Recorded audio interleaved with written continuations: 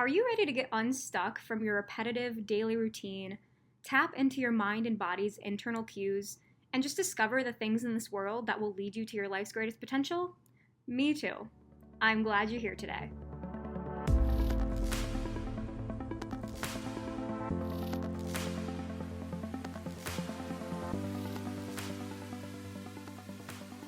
Hello, everyone. Welcome to the Greatest Potential podcast. I'm your host, Taylor, and today is going to be kind of the first part of a two-part series I'm doing surrounding scheduling and planning, or I guess like time management, if you will.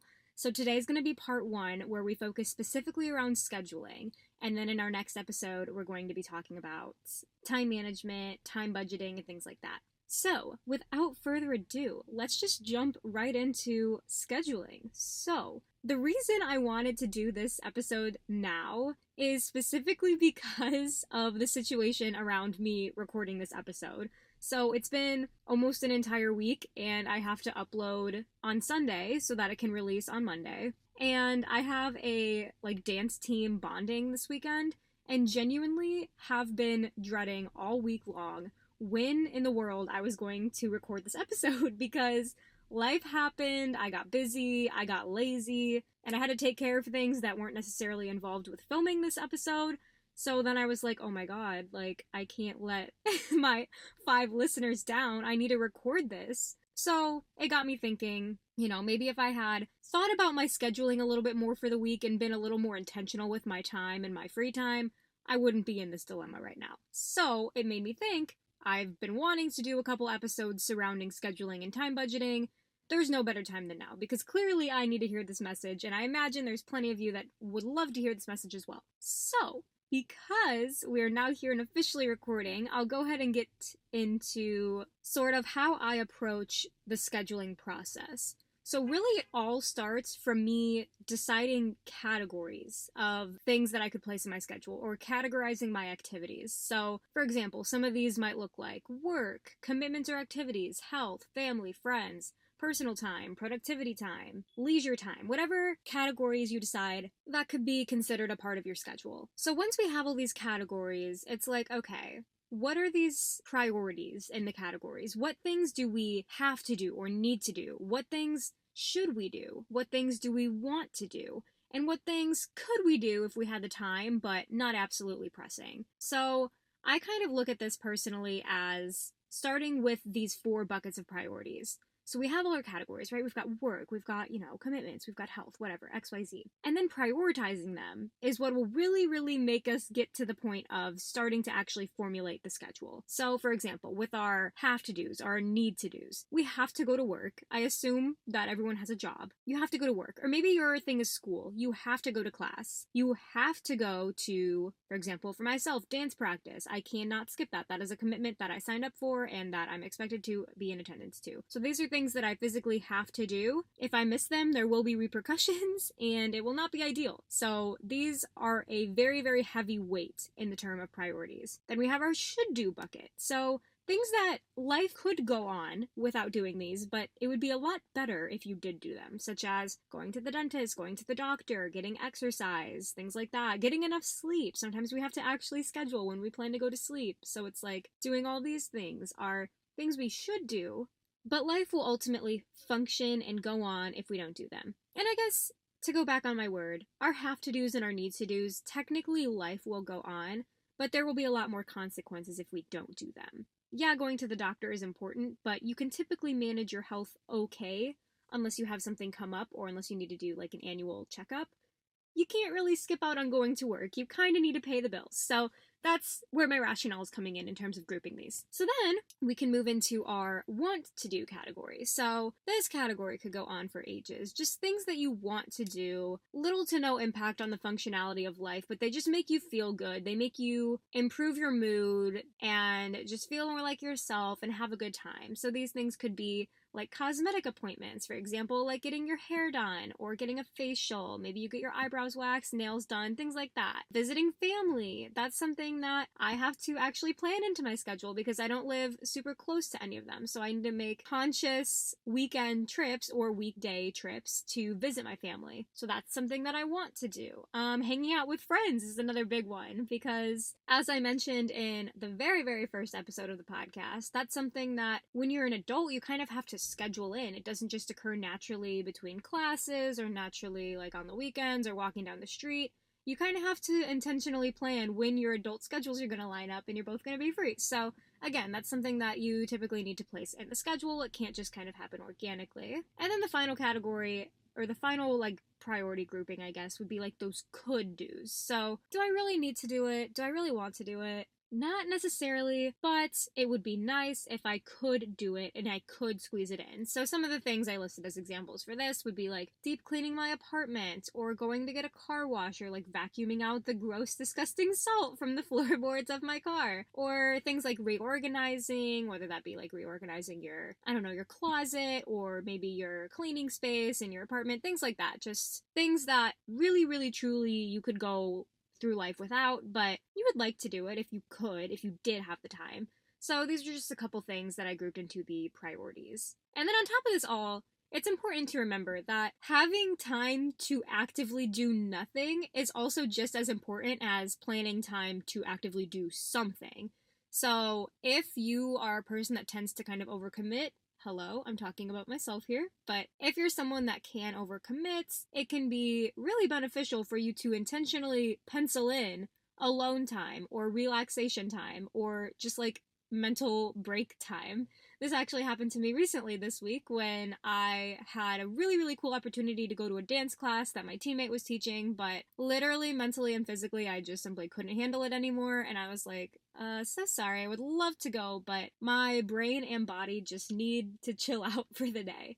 And that was that, and it was completely fine, and life went on, and I think they had a great time, but moral of the story is, I had to intentionally create the time for myself to do nothing. And granted, I didn't have anything preventing me or making me busy, so to speak, from not going to that class, but because I had told myself and because I had mentally penciled in, I need a brain and body break today, that was my plans. Like, that was my schedule. So that's just something I wanted to throw in there. Not completely on topic, but it is important when you're thinking about just creating a schedule for yourself that you do sometimes have to intentionally create that time to do nothing and to relax. So, in terms of these priorities, we have our need to do's, our should do's, want do, could do, etc. I like to think of these, and I'm a very visual person if you haven't noticed that already through these episodes, but I like to visualize each priority as being a different size object, and we need to fit them all into the jar that is our schedule. And I actually had this analogy back in preschool at my Catholic preschool I went to, and it was some analogy about, like, I don't know, something church related, I imagine. Or maybe it wasn't. I don't know. I was like 3. I don't fully remember. But I remember this activity we did in preschool, and it was really cool. So it was basically the big things in life. For the sake of this example, for scheduling, let's see, we have 4 buckets. We'll use 4 different size objects. So, for example, our have to do's and our need to do's, we'll say these are gonna be ping pong balls, okay? Let's say we have a medium-sized jar, and our have to do's and our need to do's are our ping pong balls. These have to go into the jar first, and I'll kind of get into the reason that they have to go first once we declare each of our other objects, right? So our should do's, so like I listed earlier, like dentist, doctor, exercising, things like that, we'll say that those are going to be beads, like beads that you would put on a bracelet or a necklace or things like that. Next, we have our want to do's. We'll say that our want to do's are grains of rice. So little grains of rice, uncooked. And then our could do's or would like to do's, we'll say that those are just little individual molecules of water. So with that being said, we have our ping pong balls, we have our beads, our bracelet beads,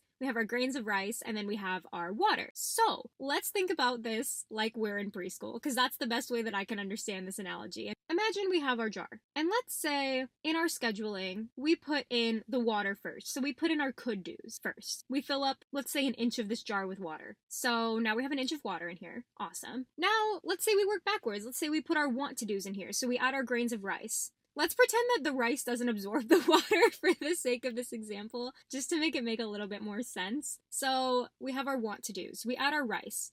So now we have like 2 inches or 3 inches of rice in here. And on top of that, we have an inch of water. Or maybe, I don't know, maybe the rice is floating on top. Let's forget physics and science and reality for a second for the sake of this visual, okay? So we now have 2 or 3 inches of rice. We also have an inch of water. So now our jar is 4 inches full of rice and water. Oh my goodness, now we gotta add our should do's. We gotta add our beads in here. So again, ignoring all physics and laws of science, we're going to add our beads in, and let's say they're just chilling on the bottom of the jar. Maybe the rice is at the bottom, maybe the beads, and then the water's on top, okay? I don't know. Now, let's say we have 3 inches of rice, 1 inch of water, and then 1 inch of beads. So 5 inches of space in this jar are taken up. And there's only 2 inches left in the jar. But we forgot our have-to-dos and our need-to-dos. We forgot our ping pong balls. So now, we only have room for like 2 ping pong balls in here because we only have 2 inches left in the jar, and each ping pong ball is like an inch big. So now, we can only fit 2 ping pong balls in here, and we have all of this water, and we have all of this rice, and just a few of these beads, and only 2 ping pong balls. Like, wait a minute, that's not good, because everything we have to do, let's say we have 5 ping pong balls that we need to fill this jar with, well now we can't, because there's no room for the other 3 ping pong balls, because we've already filled up our schedule with the could do, with the water, that we really didn't need to absolutely do, but we felt like it would be nice. We filled it up with these grains of rice that we wanted to do. We scheduled a hair appointment and a nail appointment, and we're going down for the weekend to visit the family. Oh, and then we tried to squeeze in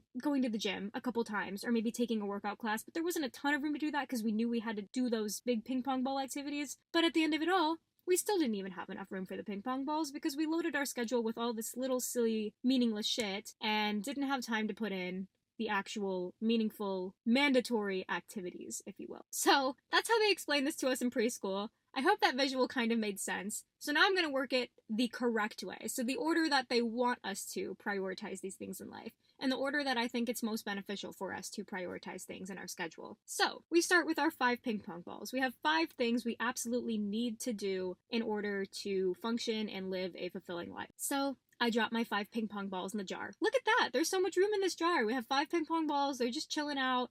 And the jar is mostly empty. Like, the ping pong balls maybe take up half the space, but hey, it's cool. We have plenty of room in the jar for other things. So now, okay, cool. We realize we have plenty of space in our jar. Let's grab our beads. Let's grab our things that we should do. We sprinkle in going to the dentist. We sprinkle in the doctor. We sprinkle in the therapy appointment. We sprinkle in our exercise classes. And look at that! These beads have trickled right in between those big ping pong balls. They didn't take up extra space. They didn't magically float and stack upon the ping pong balls. They found ways to fill in the crevices and spaces that the ping pong balls weren't taking up. So now our beads are kind of settling to the bottom here. We have our ping pong balls in the jar. Our beads have settled around. And now, we realize we still have plenty of room in this jar. Yeah, there's not a lot of vertical space, but we see little cracks and crevices here and there that we think some grains of rice could fit into. So, we grab our nail appointment, we grab our hair appointment, we grab our keys to our car and we take a trip down to St. Louis for the weekend. Things like that. We grab these want-to-do activities, and we sprinkle in those grains of rice into the jar. And we notice, okay, this jar is getting a little full now, but we see now at the bottom we have a mix. We have the ping pong balls kind of taking up their big space, the beads have sort of trickled in between the ping pong balls, and then these grains of rice have even found their way further into the crevices. There's some in the holes of the beads, there's some underneath the beads and the ping pong balls. They're kind of just filling in all the gaps. But we still see a little bit of space where we think some of that water could fit in this jar to make it completely full. And maybe still leave a little bit of breathing room at the top for some extra wiggle room. So we grab our could-do activities. We grab the deep cleaning. We grab the vacuum and start vacuuming up the bottom of our floorboards from all the salt. And before you know it, we've started trickling our water into the jar. And just like that, all that empty space at the bottom of the jar, between the ping pong balls, between the beads, between the grains of rice, has now filled up with our water, with our could-do activities. And let's say, just to be generous to ourselves, we didn't fill the jar completely up. We've still got about a quarter of an inch of breathing room, just a quarter of an inch of air, and we'll seal that jar right up. So now, everything we have to do has fit safely in the jar. Everything we should do also found its way to kind of cram itself in between the cracks. All the things we want to do slid between, filled up those crevices, and at the end of the day, we still had time to do the things that we could do if we wanted, and we added those in as well.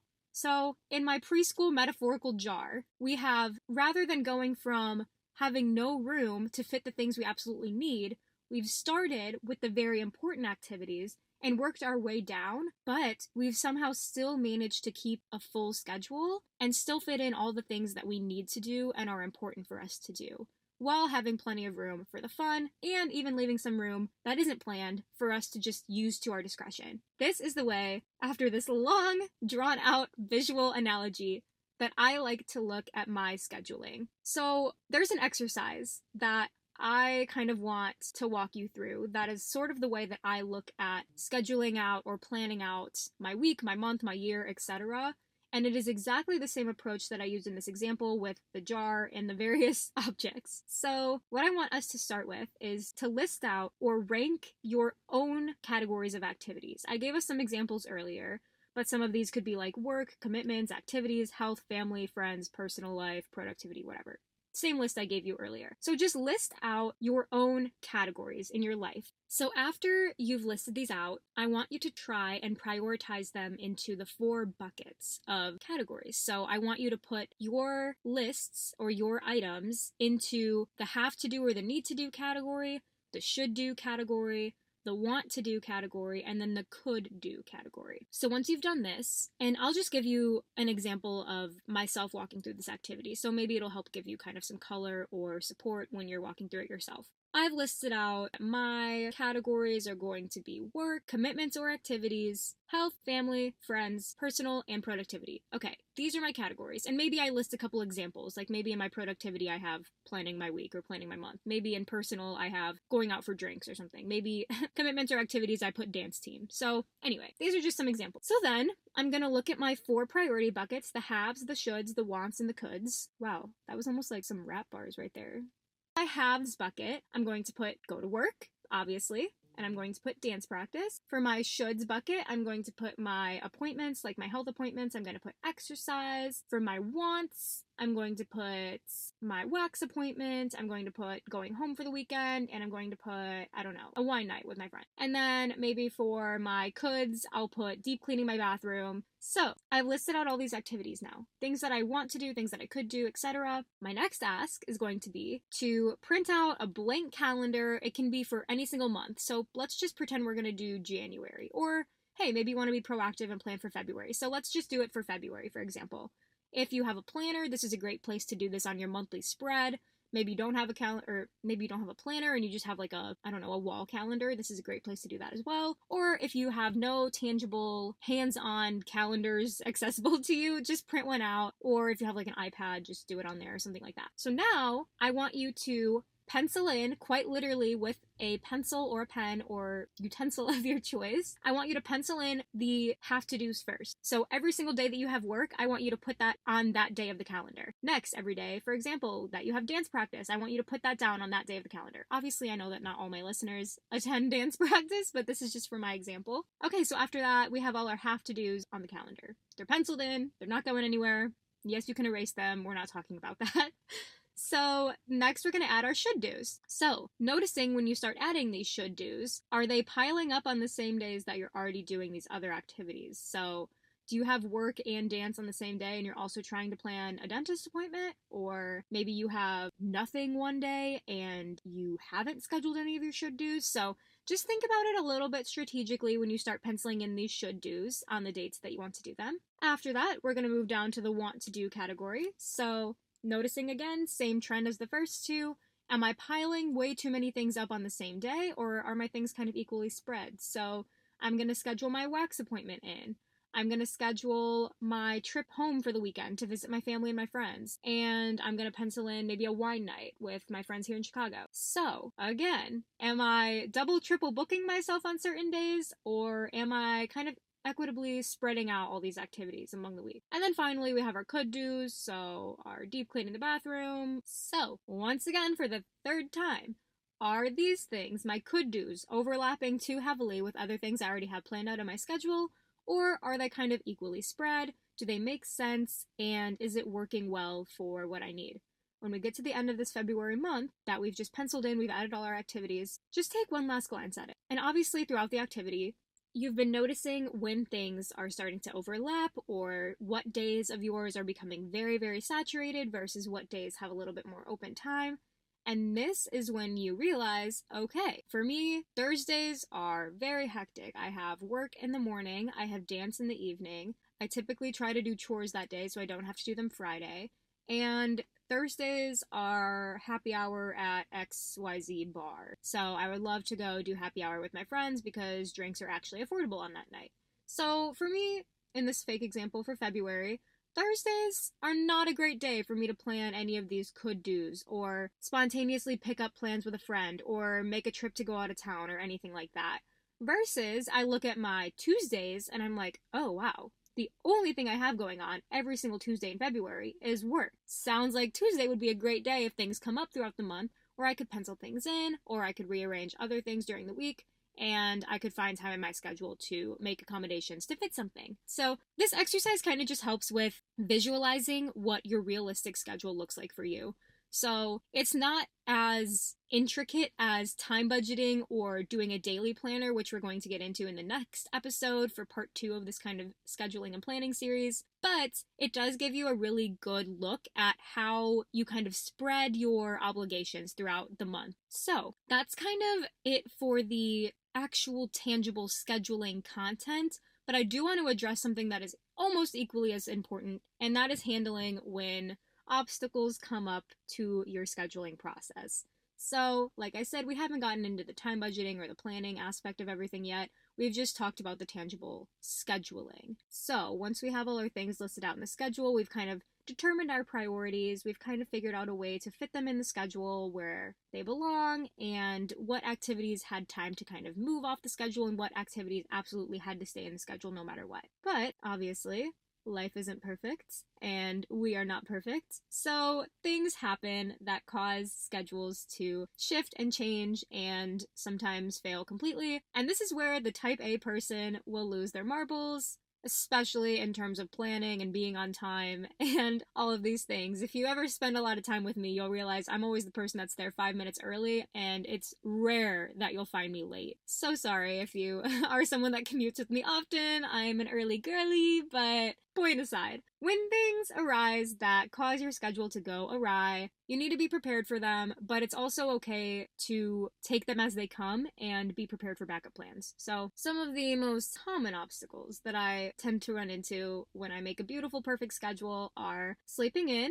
I don't know why I'm such a culprit of sleeping in or snoozing my alarms, but it happens to me more often than probably the average person, which is unfortunate, but maybe we'll figure out why someday. But sleeping in is a great example of an obstacle that you can run into. Forgetting to add an activity to your calendar, getting sick, or just needing a mental break like I mentioned earlier, and even just an event that you had taking up a lot of your schedule or that you moved things around for just getting canceled or not happening or not following through. So when these things occur, obviously it can be very frustrating, especially if you are super consistent with your scheduling, or maybe even if you're new to scheduling and you feel very proud of the work you've put in and the way that you've perfectly planned your time, and your jar is just perfectly snug with the ping pong balls and the beads and the rice and the water, and it's a perfect fit, and how could anything go wrong? Famous last words, right? So let's say we have a wax appointment at 9 a.m. on a beautiful Saturday morning, and you're so excited to be productive and start your day out with this, get it out of the way, and then bang, you're gonna do all these productive things. You're gonna go to the gym, you're gonna grocery shop, you're gonna clean, it's gonna be a beautiful Saturday. And then you wake up and it's 10:30 a.m. and you have a cancellation fee for your appointment, and suddenly your whole entire day of plans has just flown out the window. And then it just kind of derails your day. So, first of all, anytime obstacles like this come up, number one is just forgive yourself. Your body does not always do what you want it to do. You can put an alarm, you can put 6 alarms on before your appointment, and there's a good chance that you're going to snooze every single one of those, and there's nothing you can do about it. You woke up and it's 10:30. You can't go back in time. As much as we wish we could, you cannot turn back time. So, something you need to do is, 1, figure out if you can reschedule, if there's any fees associated with rescheduling, and what you need to do to start that rescheduling process. That is going to be absolutely step 1 when things like this happen. So, the sleeping in example. You need to figure out, do I need to reschedule? Can I reschedule? How can I? And when should I? Maybe it's a good idea if you missed the appointment at 9 a.m., maybe don't schedule yourself a 9 a.m. appointment next time. Maybe schedule yourself a 10 a.m. just to give yourself that grace, knowing that you slept through your alarm this time. It could happen again. Not saying it will, but it definitely could. So give yourself the little bit of wiggle room that will prevent the same obstacle from happening again if it's something that you can kind of control. So rescheduling is a big one that you want to do right away. And secondarily, sometimes it isn't just an appointment. Sometimes it's a work event, or sometimes it's a commitment you made to a friend, or something like that that involves a person-to-person connection that's really important that you need to continue to, nurture and make sure it is still good. In this case, you should definitely apologize to the necessary parties, whether that be your boss or whether that be a coordinator for an event, or maybe it's your friend or things like that.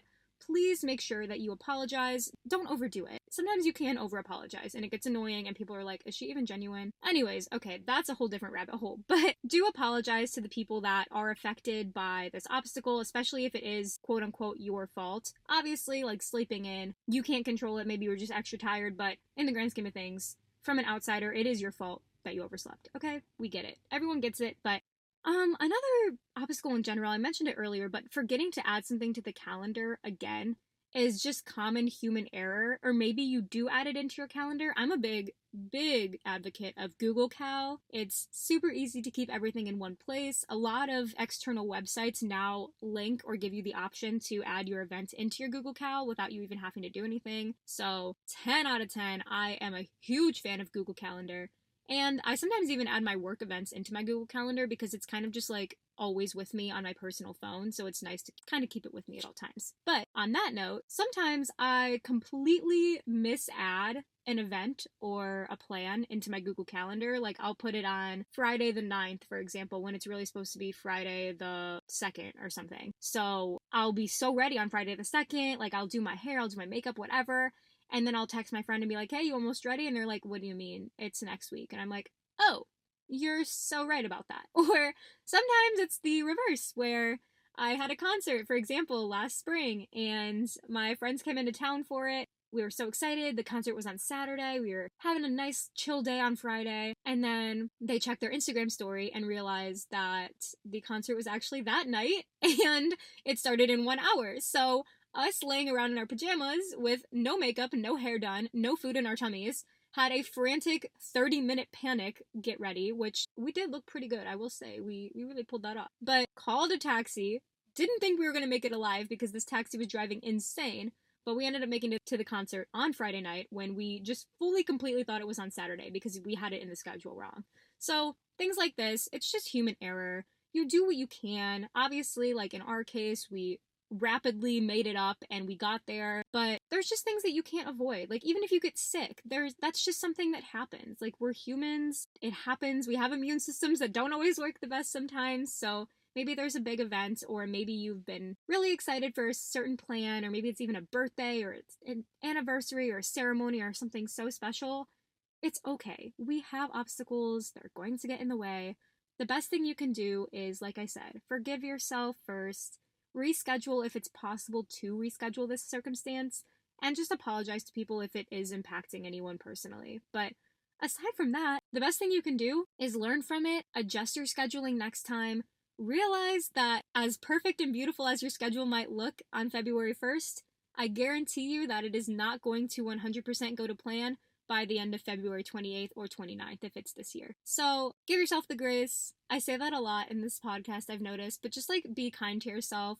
Realize that there's some people in this world that don't even schedule anything. They just fly by the seat of their pants. And I respect those people because it could never be me. I'm way too much of a planner. But with all of this being said, I hope this was helpful. I would say my top resources in terms of planning and scheduling are definitely the Google Calendar.